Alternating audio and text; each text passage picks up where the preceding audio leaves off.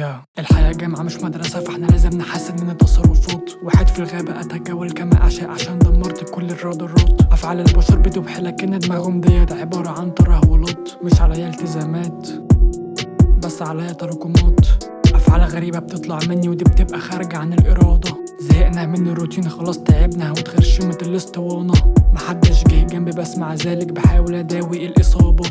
قاعد في أوضتي بتخيل سيناريوهات وعملت كذا انتفاضة.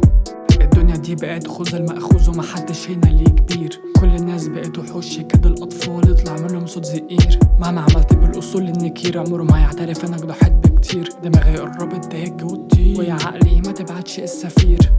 لو انت المظلوم قدام ناس الشهداء مش هتعرف تسيطب. لو انت واقع في نص الشارع محدش هيحاول يقولك ويك اب. لو حاولت تنسى وتفتح صفحة جديدة برضو مش هتعرف تراستر. ولو واجهتهم بكل اللي بيعملوه هيعملوا منك كاركتر.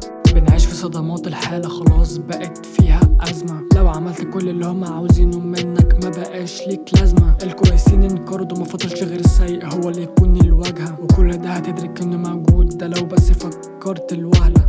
الموضوع بقى عادي ولا إدراك إننا عايشين في مصيبة. وبكرة وبعده نفس الكلام ولا أكن في حاجة مريبة. يا إما تعيش وتحارب علشان كده قطعت القسيمة. وهو ده الواقع ومش هنعرف نهرب من الحقيقة.